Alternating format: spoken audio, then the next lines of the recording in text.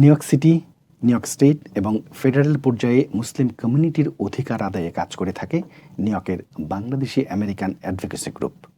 সংগঠনটি গত ২১ মে ১০তম legislative advocacy day পালন করেছে নিউ ইয়র্কের রাজধানী শহর আলবানিতে। সেখানে তারা বিভিন্ন অধিকার সংক্রান্ত বিষয় নিয়ে সেনেটর ও মূলধারার অন্যান্য গুরুত্বপূর্ণ নেতাদের সাথে বেশ কয়েকটি মিটিংয়ে অংশগ্রহণ করে এবং ইস্যুগুলোর গুরুত্ব তুলে ধরে। সম্প্রতি নিউ ইয়র্কের জ্যাকসন হেডসের একটি রেস্তোরাঁয় সংগঠনটি একটি সংবাদ সম্মেলনের আয়োজন করে। আলবানিতে তারা ১০তম লেজিসলেটিভ ডেতে কী কী অধিকার সংক্রান্ত দাবিগুলো তুলে ধরেছেন ও কী কী প্রাপ্তি তারা আদায় করতে পেরেছেন তার বিস্তারিত বর্ণনা করেন সাংবাদিকদের সামনে। সংবাদ সম্মেলনে নিউ ইয়র্কের বিভিন্ন সংবাদ মাধ্যমের প্রতিনিধিরা এবং বাংলাদেশি আমেরিকান অ্যাডভোকেসি গ্রুপের সকল কর্মকর্তাবৃন্দ উপস্থিত ছিলেন। গত ২১শে মে ছিল বাংলাদেশি আমেরিকান অ্যাডভোকেসি গ্রুপের 10th lobby day, legislative day, যেটা আমরা আলবেনিতে করে থাকি প্রতি বছর কমপক্ষে একবার।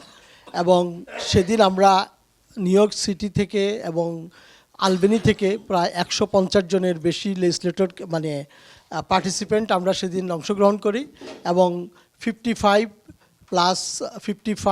লেজিসলেটরদের সাথে আমরা সেদিন মিটিং করি, 1-on-1 attorney general, senate majority leader, minority leader এবং গভর্নরের সাথে আমরা সেদিন মিটিং করেছি।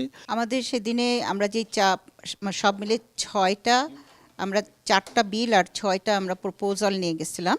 তার মধ্যে প্রথম যেটা বিল ছিল সেটা হচ্ছে কি আপনার বিল নাম্বার S6179 মানে অ্যাসেম্বলি 3068।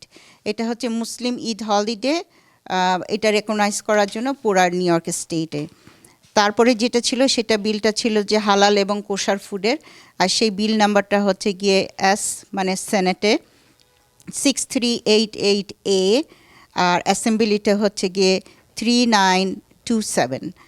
আর এরপরে যেটা ছিল আর একটা আমাদের establish the new York Muslim American advisory council, ওইটার স্টেটের বিলটা হচ্ছে গিয়ে মানে সেনেটের বিলটা হচ্ছে 6124, আর অ্যাসেম্বলির যে বিল নাম্বারটা ওটা হচ্ছে 02041।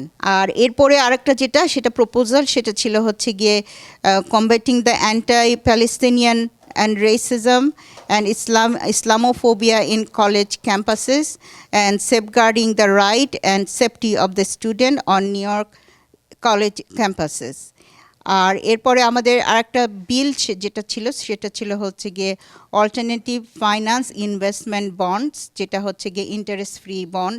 আমরা সংবাদ সম্মেলন করি, ওখানে আলোচনা হয়। সেখানে আমাদের সাথে একাত্মতা প্রকাশ করতে এসেছিলেন senator Robert Jackson, senator Jessica Ramos, assemblyman Zohran Mamdani, assemblyman Charles default, এবং তারা সবাই আমাদের যে দাবিগুলো ছিল সেই দাবিগুলোর সাথে একাত্মতা প্রকাশ করে তারা বক্তব্য দিয়েছে এবং তারা আরও বলেছে যেন আমাদের কমিউনিটির লোকজন এর সাথে আরও বেশি ইনভলভ হয়।